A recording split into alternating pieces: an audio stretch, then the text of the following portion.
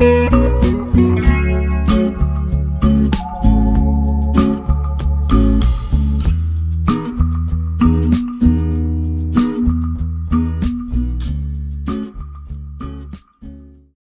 morning, guys. Welcome back to my channel. My name is Fleur if you're new here. I wanted to bring you along in a day in my life as an ASMR content creator, amongst other things. Today is Monday, and Monday is usually the day that I do ASMR work, so recording my videos, because everyone is out the house, and usually Monday mornings are pretty slow here and quiet, so perfect time to film.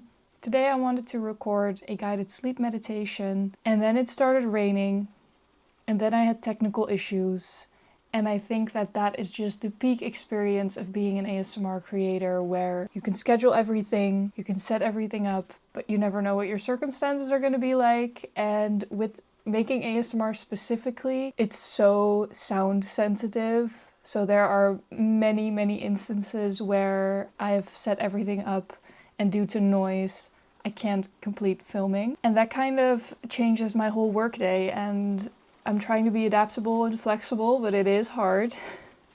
So today I thought I would show you what that's like. Also, if you have a job that changes a lot, or if you feel a little bit lost and like, what am I doing? I'm right there with you, and I'm just gonna keep you company today, and I hope that you will enjoy. So first things first, I'm gonna show you my setup because I think that that would be fun. I've never shown you how I film with different microphones, but I kind of have a new sort of go-to setup. A while ago I upgraded from my Blue Yeti microphone to the Rode NT1 microphones, and I have them in my room because there's not a lot of place to store them. It's a lot of space, but I found a pretty creative way to tuck everything away and to have it handy when I do want to film and to minimize the time that it takes me to set everything up. Let me flip you around. These are the microphones that I use to film, and they are just tucked away in a corner in my room like this. And then here I have my interface that I use when I'm recording, and then with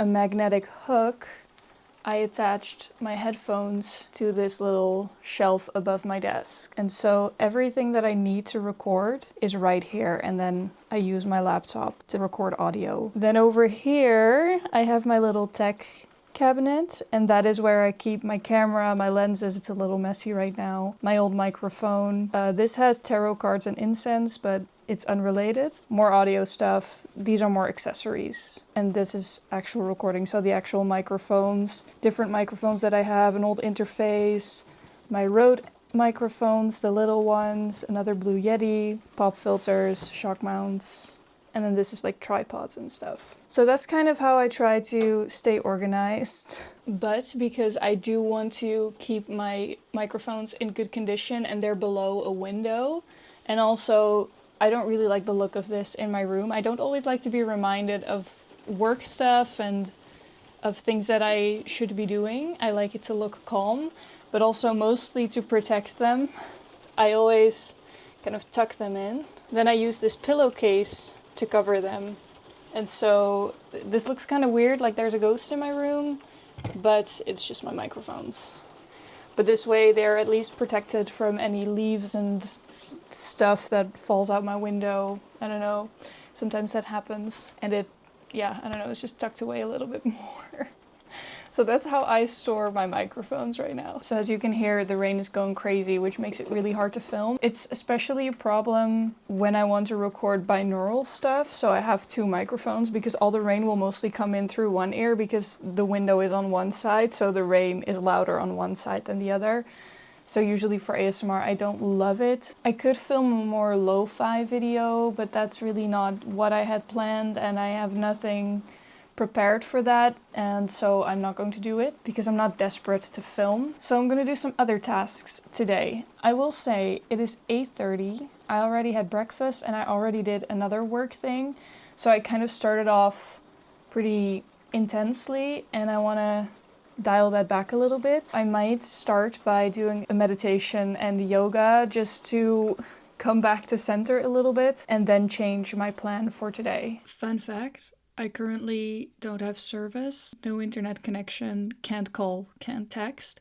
Normally I wouldn't mind because I love being unreachable, but I have work stuff to do. And also, this happened last week as well. So that's when it kind of becomes inconvenient, you know? But we're gonna make it work. I'll just have to see if I'm gonna wing my yoga practice and do it intuitively. I kind of wanted to practice something that I do want some online guidance for. So I'll see what I do. I might just tidy my room first to get my head straight and then do something else. Because I'm already kind of overwhelmed.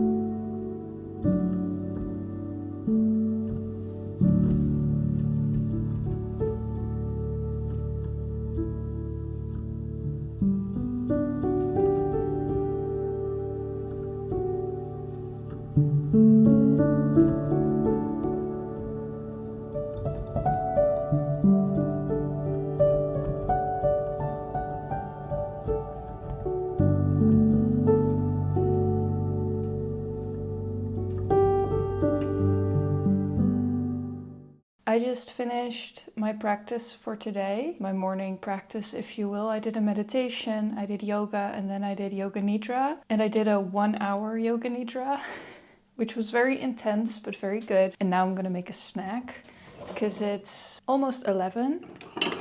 With my whole health journey, if you've been following along, I've been dealing with a lot of migraines and I'm getting everything checked out at the hospital. I'm sorry for all the fruit flies.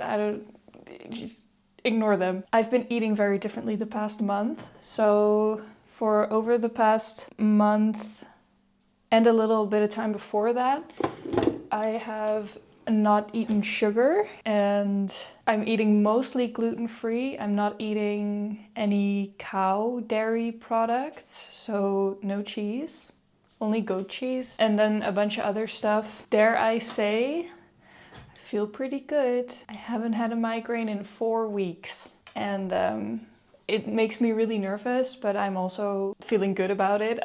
I have a lot of mixed emotions about it, but I've just been eating very differently.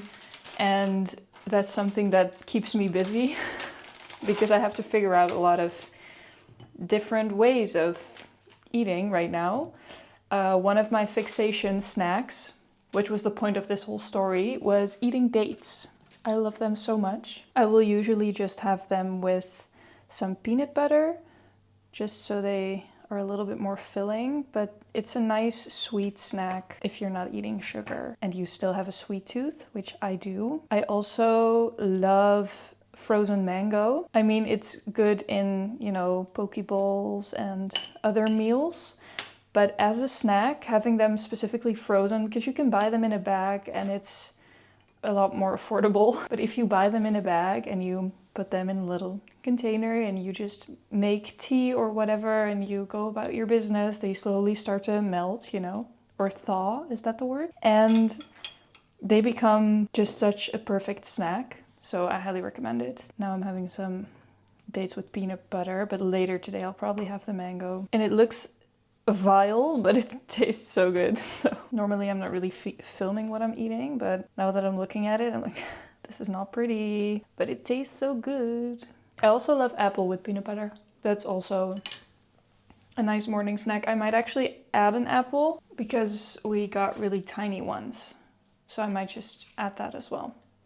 Then I'm gonna watch Gilmore Girls for a little bit while I make a plan. On my laptop, The internet is working again. The issue was my VPN. So it was all working on my phone, but I kind of dumbified my phone because I don't want to use email, Safari, and apps on my phone. I mean, as little as possible, preferably. A lot of the apps on my phone are blocked. And I use Opal, and it's a whole process of getting them unblocked, and you can take a 15-minute break at most. So it's kind of difficult if you want to, you know, do yoga nidra or whatever, or listen to something, or open emails. It's just not really possible on my phone. And I like that, but this morning that was a little bit annoying, but I fixed the issue on my computer. But I did have to Google that on my phone. So I did have to unblock Safari. But I'm glad that I figured it out and that it's all working again. So I did get to do a couple things on my computer.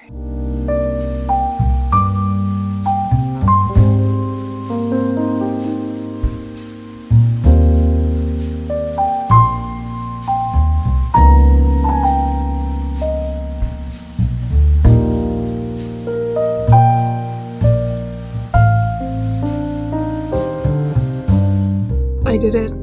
I am exhausted. Oh my god. But it is done.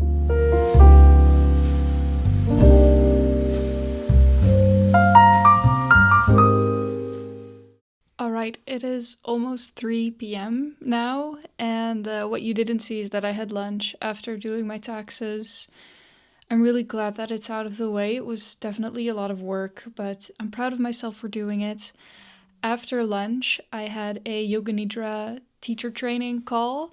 If you don't know, I'm following a Yoga Nidra teacher training. It's 100 hours, and today I had a live call. And today, for the first time, I guided someone live. It was a very special moment because the woman that I guided is the first person that I met, the first student that I met on my first connection call. They have mentor calls and connection calls, and on mentor calls you get a lot of time to ask your questions and talk to other students, and on the connection calls you just check in with each other and then go off into breakout rooms and do your practice. We'd met before on a connection call, and I think that she's a wonderful person, and I was really nervous, so it was nice to have a familiar face, and she's very kind, so I got a lot of loving feedback, and that made me feel a little bit more confident in my guidance. I know that I make, ASMR guided sleep meditation, so it's not my first rodeo in that sense, but guiding someone live in real time and speaking out loud instead of whispering, very new for me, very much my first rodeo, and also I just get nervous. I just noticed that my cheeks are they get twitchy, my mouth gets twitchy, and I don't know how to behave, and I feel like there's some social anxiety in me around speaking in public and talking to a group, and especially being a guide. I feel a responsibility. It just makes me nervous. But I did it and it went really well. So that's something to celebrate. After that, I kind of edited part of this vlog. Sorry for the atrocious lighting. I'm really trying to work with D-Log color profile, and I'm not loving it, but we're going to continue because I want there to be a cohesive vibe. But I'm just sorry if the colors and the lighting is fucked. Anyway, that's kind of been my day so far. My cat also wanted to say hi. He's so cozy. But yeah, so what started as a day where I wanted to record a guided sleep meditation or an ASMR video, I just ended up doing my taxes, working on a vlog, which is also kind of semi-work thing. Did some stuff for my other job, and I did my yoga nidra work. So all in all, it's a productive day. It just went very different than what I expected, but these were all the things that I had on my to-do list. In an ideal world, would I now film an ASMR video? Yes, but I'm tired. And I did something that made me scared today, so I'm just going to celebrate that and take it slow. I'm probably going to have some tea and hang out on the couch for a bit.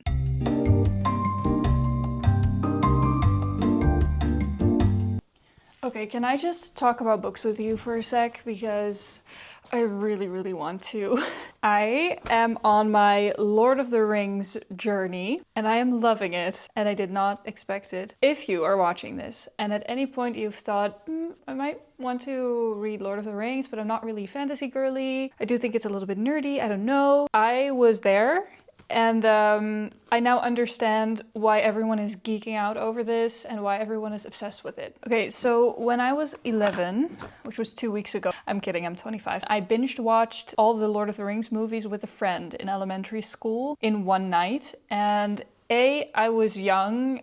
B, it was in English. C, I don't remember anything. Then earlier this year, I went to Geneva to visit my cousin and his wife. They love Lord of the Rings. I spent, out of the 3 days there, 2 nights watching the movies. We watched the first and the second one. I never saw the third one, which kind of pisses me off because now I still don't remember how it ends. But I loved those movies so much, and I loved talking about it with them so much that I was like, maybe I should read the books sometime. So a couple weeks ago, I posted a vlog where I unboxed the Lord of the Rings box set, and I am very pleased to announce that I have since finished reading The Hobbit. I loved it so much so that I went to my local library and I rented all the DVDs so that I could also just watch the movies, so that I'm now all caught up. So as you can probably imagine, this month I've just been living in Tolkien's world and I don't want to leave. The Hobbit is kind of written in a way that you can read it as a children's story. You can read it out loud. It just reads very differently. So it took me a while to get into it and to really love it, but I grew really fond of the characters. The Hobbit is kind of the prequel to the story of The Lord of the Rings, but the movies of The Lord of the Rings were made first and then the Hobbit movies were made. Sorry, by the way, bad YouTuber. I didn't even explain what The Hobbit was about, what I've been reading about. But so there's this world where there's hobbits and orcs and wizards and dwarves and a bunch of other things, elves. In this book, you follow a hobbit, and a hobbit lives in the Shire, and a hobbit is a very small, peculiar little man who loves being cozy and comfortable in his little hobbit hole. Till one day, a wizard shows up at his doorstep and asks him to go on a journey with a bunch of dwarves, and he's like, no thank you. But then the next day, they all show up anyway. So there are 14 dwarves in his house, 13, and then Gandalf, the wizard, shows up. So after some doubt, Bilbo, the hobbit, decides to join them on the adventure. And they go on a quest to reclaim a mountain, a kingdom within a mountain that belonged to the dwarves. And a dragon is now in that mountain. And he's also chilling on a pile of gold. And so they have to kind of cross the world where there are many, many dangers, like orcs and goblins and other terrible creatures. And then at the end of that journey, they also have to defy a dragon. So it's very low stakes. But on that journey, Bilbo, the hobbit, finds a ring. And that ring makes him invisible when he puts it on. But also, there's a power in that ring that is not great.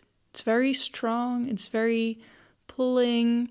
You don't see a lot of that in The Hobbit, but in the Lord of the Rings movies, that's kind of what it's about. So I've just spent a lot of time with the dwarves and Bilbo and Gandalf. And then the Lord of the Rings, you're going to have to look that up if you don't know. I'm really, really sorry. The Hobbit is one book and has 3 movies, and the Lord of the Rings is like... It is one novel, but it has 6 books, is the thing, right? I'm not sure. Lord of the Rings nerds, come here, correct me in the comments. Also, I want to join your club very badly. What it comes down to is that with making the movies of The Hobbit, they had a lot of source material. So reading the books and then watching the movies was very, very immersive in a way that I've never experienced it before. I will say in the book, all the characters and the whole story is a little bit more quirky, feels a little bit more low stakes in comparison to the movies. I think that's completely fine. In the movies, they added characters from The Lord of the Rings. I felt like that added a lot to the story. I just feel like I love both worlds right now. Like I love the movies and the way that that's made and set up, and I also love the book world. So much so that I immediately started the Lord of the Rings book, the first one. And I really just didn't expect to love it as much. I don't really love fantasy that much, but then I do love The Hunger Games, which is more dystopian. But I do like the escapism and world building and getting to spend a long time with certain characters. So I don't know, on the one hand it does make a lot of sense that I love it so much, but just the way that Tolkien has written this is very clever. And I'm just really excited to have a lot of my questions answered by finally reading this. I will say, when I ordered these books, I saw in the comments, like in the reviews, that someone found the letters pretty small.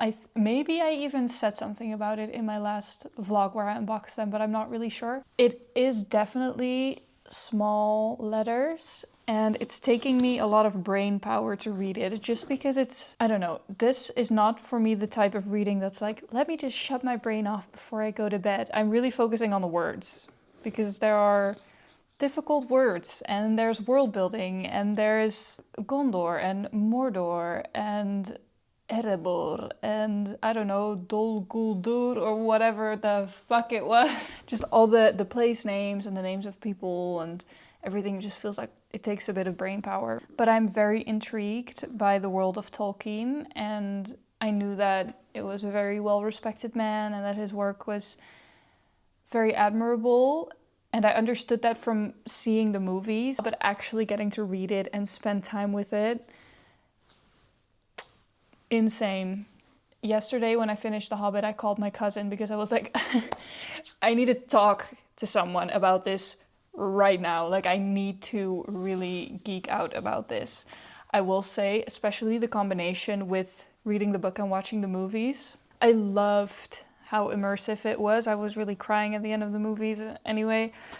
I kind of read it in that I read the first 2 parts of the book, and then I watched like the first movie, and then I started the second one, and then I kept reading, and then I could fully watch the second one, and then I watched the third one. So I kind of went along with the flow of the book, but I did first read the book, and I really liked doing it that way. So I would highly recommend giving it a try. If you've ever considered giving it a try, even if it's outside your genre, maybe even the audiobooks could be cool to listen to. And if you haven't even seen the movies, go do that, because they are just phenomenal. Okay, that was my yapping about books. I think I'm gonna continue reading The Lord of the Rings right now, or watch a YouTube video. I don't really know yet, but usually I can't really think about what I want to do and actually decide while I'm talking to you guys, so I need time away. I need to be away from you, and then I can think clearly about what I actually want to do, how I want to spend my afternoon. All right, thanks for coming to my TED Talk. Confession, I rotted on the couch for a long time, and then after dinner I got a bit anxious, so I decided to have a little self-care night where I took a lovely shower and made some music and read my book. So here's some footage of that. I'll tell a lie just to bring you home.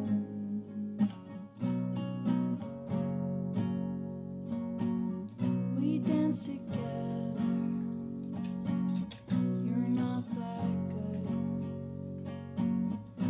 Tell a lie, but it's understood.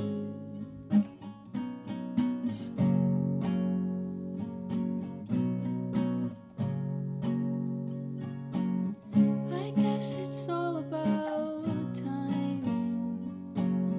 I guess it's all about the things you want but never get.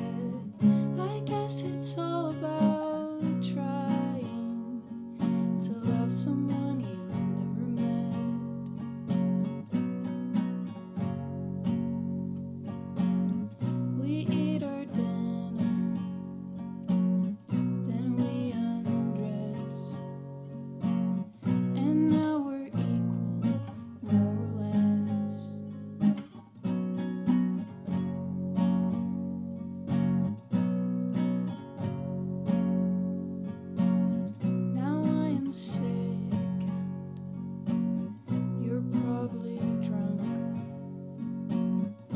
Saying things and they sound like love.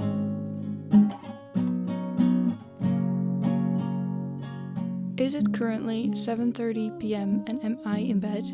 Yes. Do we mind? Absolutely not. This is exactly what I wanted. Takeaways of the day. Things can go very different, but you can still have a good day. Do your taxes.